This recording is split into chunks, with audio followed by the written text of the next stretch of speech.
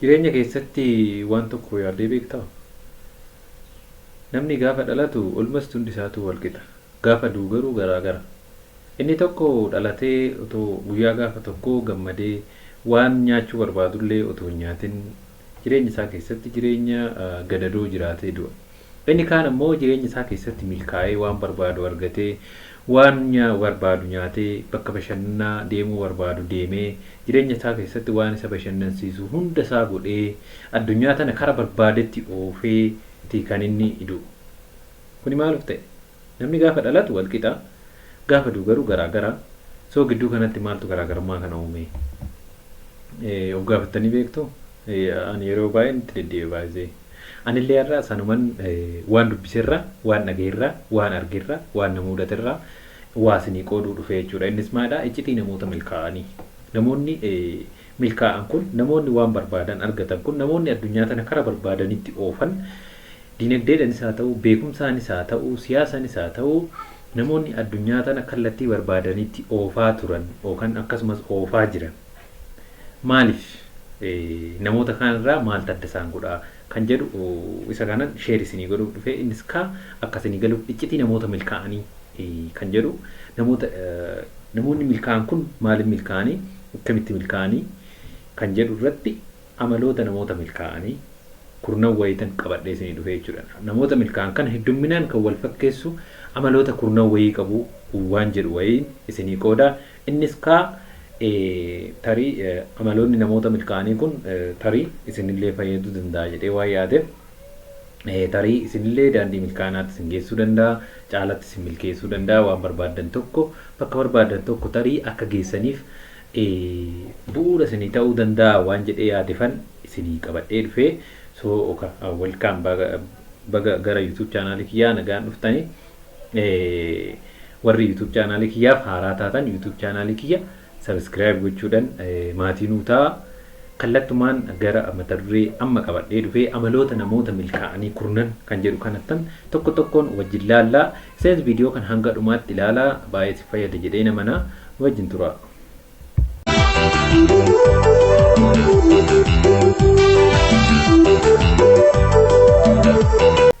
Mee egaa jalqaba irratti gabaabsinee yaalaallu maal inni milkaa'inni kan jedhu kana dura mata duree tokko hojjedheen ture iccitii milkaa'inaan jedhu irratti waan tokko hojjedheen ture.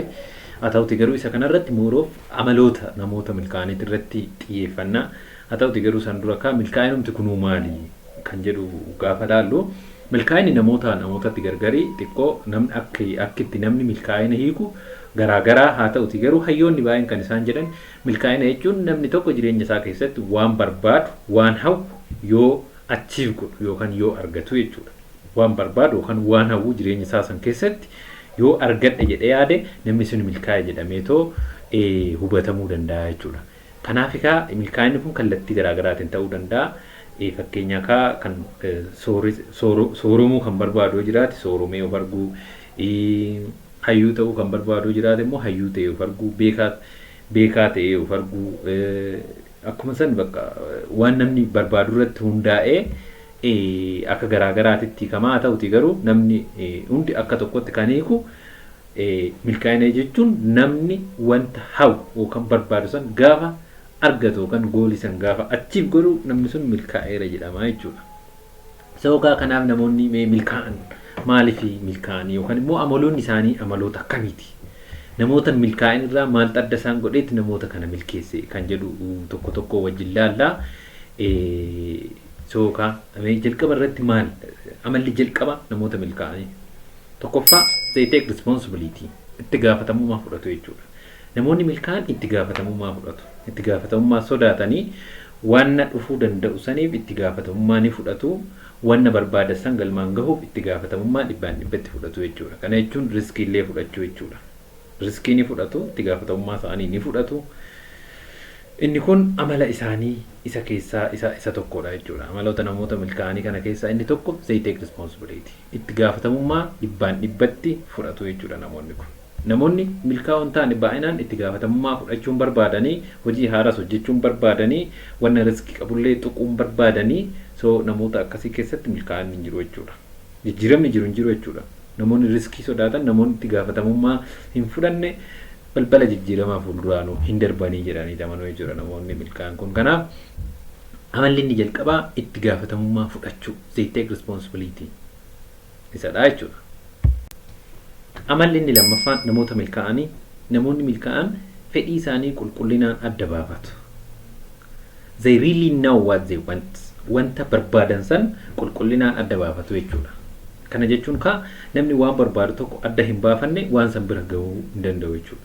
Because waan barbaaddu erga hin beekne karatti deemtu hin beektu bakkuma san teessaa jechuudha. Garuu wanta barbaaddu yoo adda baafatte waan san bira gahuudhaaf carraaqqii gootaa jechuudha. Kanaaf namoonni milkaa'an kun amalli isaanii keessaa inni tokko wanta barbaadan san clearly adda baafatu jechuudha. Wanta barbaadan san clearly adda baafatu jechuudha. Waan san milkaa'ina waan saniitiif dura waan san adda baafachuun wanta ijoodha jechuudha. Fakkeenyaaf namni tokko sooromuu barbaadu ta'e, fedhiinsa sooromuu ta'e, sooromuudhaaf wantoota isa barbaachisan akkamitti hojjechuu akka qabu, akkamitti sooromuu akka qabu, sooromuun maaliif akka isa barbaachise kana yoo hin beekne sooromuu hin danda'u jechuudha. Kanaaf amaloota namoota milkaa'anii keessaa inni biraa fi ijoon wanta barbaadan san qulqulleessanii adda baafatanii beekuu jechuudha. Wanta barbaadan san qulqulleeffatanii adda baafatanii beekuu jechuudha. Amalli sadaffaan namoota milkaa'anii, namoonni milkaa'an wanta gochuu barbaadan san akka argatanitti amanu. Yookaan immoo wanta barbaadan san akka argachuu danda'anitti amanu jechuudha. Wanta barbaadan san abdii hin kutatanii wanta barbaadan san fakkeenyaaf namni tokko sooromuu barbaadu ta'e sooromuu akka danda'u ni amanaa jechuudha. Keessi isaa sooromuu akka danda'u dhibbaan dhibbatti amaneetoo itti deemaa jechuudha. Sun ta'uu baatee garuu ani akkamittiin sooromaa jireenyi mi'aayeraa mindaan mootummaa xinnoodha. Dorgommii baay'eetu jira, gosni hojii baay'een jiru, namni baay'eetu jira, an hojiin argadhu yoon argadhes hin milkaa'u, namoonni na caala hojjetan baay'eetu jira, isaanuyyuu milkoofne wantoota jedhu of keessaa baasu jechuudha. Kanaaf akka waan barbaadan san argachuu danda'anitti keessi isaanii amanaa jechuudha dursee. Akka waan barbaadan sanitti waan barbaadan san argachuu akka danda'anitti jalqabumaa kaasanii keessi isaanii amanaa jechuudha namoota milkaa'oo kana. Arfaffaa namoonni milkaa'oon milkaa'ina sammuu isaanii keessatti ilaalu.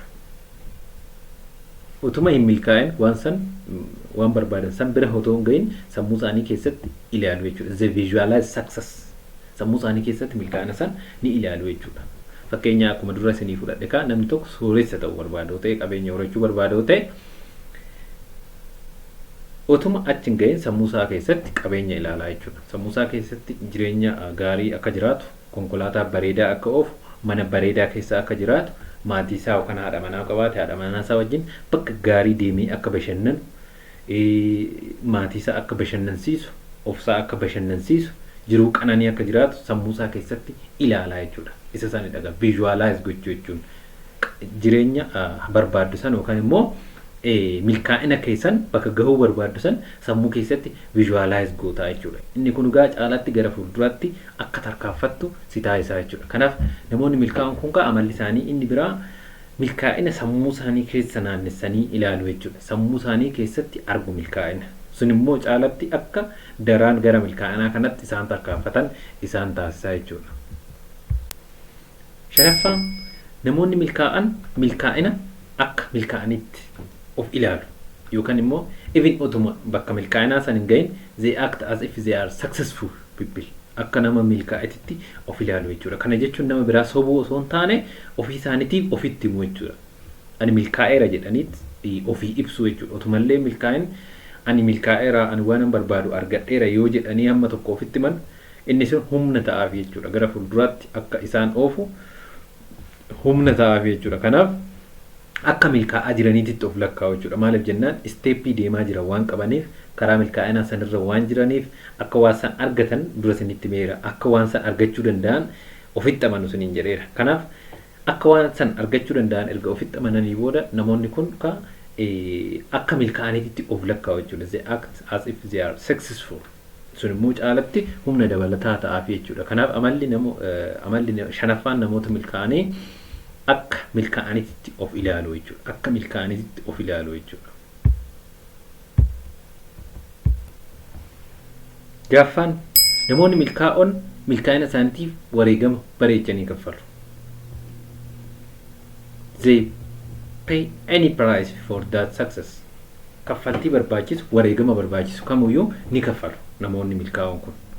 Sababni isaas akkuma beekamu milkaa'inni wareegama malee dhufu hin jiru. Milkaa'inni wareegamaan ala dhufu tokkollee hin jiru. Kanaaf waan barbaaddu san adda baafatta, sammuu keessatti ilaalta, achi booda wanta barbaaddu san argachuudhaaf wareegama kaffalamuu qabu kamiyyuu ni kaffaltaa jechuudha. Fakkeenyaaf amma gaafa barataa taatee jirtu, ana fakkeenyaa gaafa barataa ta'ee jiru hakima ta'a jedhee paarshaalii yaadan ture.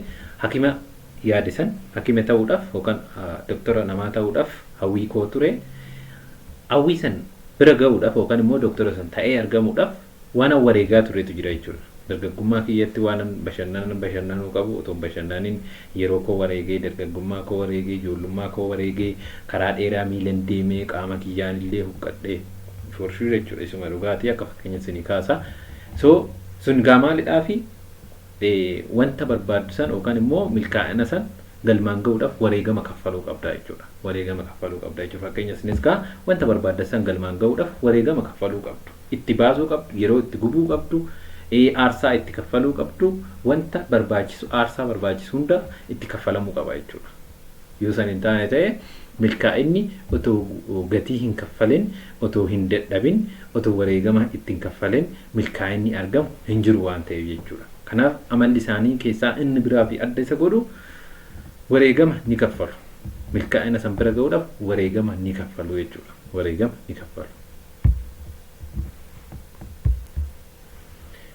Amalli namoota milkaa'anii torbaffaan sodaa ni beeku garuu ofirraa fageessu.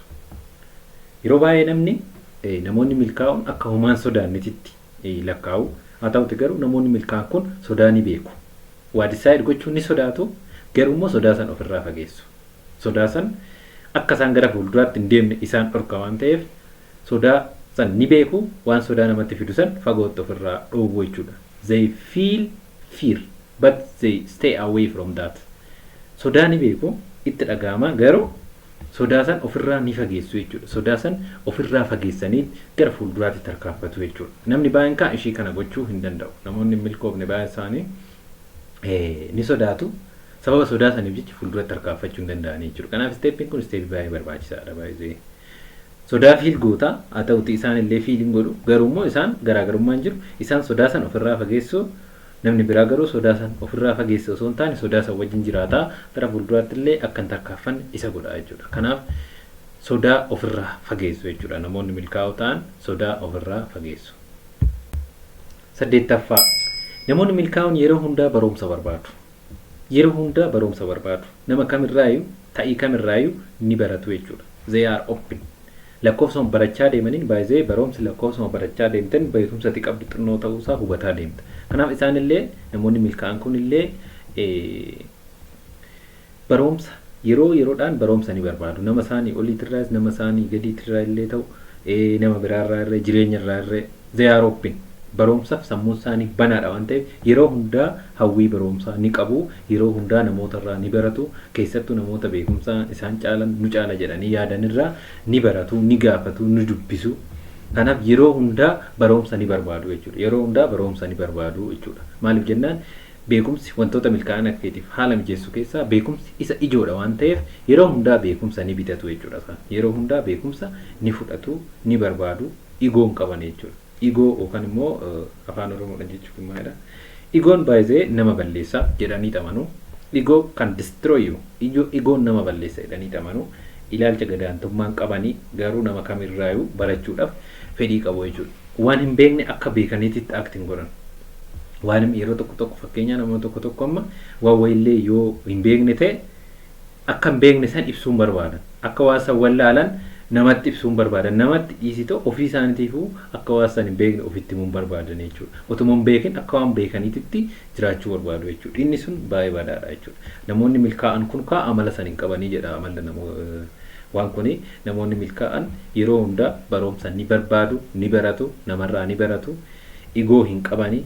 So amala isaanii keessaa inni kun illee amala ijoodha jechuudha. So inni kun gaadarii nama biraatillee baay'ee fayyaduu danda'a jechuudha. Yeroo baay'ee namni tokko amma beekumsuma xinnoo qabatee yeroo itti nama tuffachaa oolu inni jira jechuudha. Inni kun gaa baay'ee jiras. Namni sunillee ammoo akka deeme beekumsa illee otoo akka baay'ee hin horanne isa godha jechuudha. Maaliifini wanta baay'ee akka beekutti of lakkoofnan namni sun waan baay'ee hin baratu jechuudha. Sammuusaa waan fedha waan dhabuuf waan baraa waan dabalataa hin baratu jechuudha. Kanaaf amala jara kanaa keessaa inni tokko yeroo hundaa barumsa ni barbaadu jechuudha. Yeroo hundaa barumsa ni barbaadu. Salgaffaa namoonni milkaa'oon haamilee fi humna qabu. Yeroo hundaa waan godhan sana irratti haamileedhaan godhu humna qabu jechuudha. By the way, haamilee fi humna malee wanti godhamu tokkollee hin jiru. Namni haamilee hin qabne waa tokkollee gochuu hin danda'u jechuudha. Namni haamilee hin qabne even ka'eetillee qaama isaa dhiqachuu hin danda'u jechuudha. Kanaaf namoonni milkaa'oon kun yeroo hundaa waan godhan irratti haamilee qabu, humna qabu, waan duraan godhan sanillee ni beeku. Gara fuulduraatti illee milkaa'ina sammuu isaanii keessatti waan ilaalaniifu waan godhan san irratti haamilee qabu jechuudha. Waan godhan san irratti haamilee fi humna qabu jechuudha. Inni kun immoo yeroo hundaa waan gootu san akka milkeessittis godha jechuudha. Haamilee fi humni yoo hin jiraan, ispeeshaalii haamileen yoo hin jiraatin wanta gootu san homaa galmaan gahuun hin danda'amu jechuudha. Homaa galmaan gahuun illee tasuma hin danda'amu. Waan xinnoo irree ta'u galmaan gahuun illee hin danda'amu jechuudha. Kanaaf haamilee fi humna qabu waan godhan irratti yeroo hundaa haamilee fi humna qabu jechuudha jarri kun. Inni kurnaffaa fi kan dhumaa namoonni milkaa'oon kun waa fooyyessuutti amanu. Yeroo hundaa waa fooyyessaa jiraachuu barbaadu jechuudha. Waa fooyyessaa jiraachuu barbaadu. They never stop improving things. So kun immoo waan isaan hojjetan sun yeroo hundaa akka fooyya'aa deemu taasisaa jechuudha. Waan isaan hojjetan imalli gara milkaa'inaatti isaan taasisan sun akka fooyya'aa deemu godha jechuudha. Maaliif inni wanta raawwatan sunitti yoo quufanii ta'u guutummaatti gahee hin jedhanii yeroo hundaa fooyyessuun qaba jedhanii amanu jechuudha. Yeroo hundaa adeemsa isa fooyyessuun qaba jedhanii amanu jechuudha. Fakkeenyaaf namni yuutuubii dalagu tokko yuutuubii ni barsiisa. Yuutuub viidiyoo ni hojjeta. So akkasini galuuf fakkeenya kana fudhadhe amma fakkeenya nama viidiyoo editingii yeroo jalqaba hojii kana hojjedhu baay'een danda'u haa ta'uti garuu amma hanga tokko fooyyessee jira. Ta'ullee garuu immoo baay'ee fooyyessaan deeman jedhu jechuudha. Kanaaf amala san keessaa anuyyuu amala kana hin qabu jechuudha. Silaakaa kan ta'u qabu yeroo hundaa viidiyoo editingis haa ta'u kwaalitii waan nama biraan gahu kana fooyyessaa deemuu qaba jechuudha. Yeroo hundaa waan tokkotti dabalee ta'u fooyyessaa deemuu qaba jechuudha. Amala namoota milkaa'anii kana keessaa inni tokko yeroo hundaa wanta hojjetan san fooyyessaa deemu jechuudha. Waan har'a hojjetan ankaleessarra wayyeessu, waan boru hojjetan har'aatirra ni fooyyessu. So they never stop improving.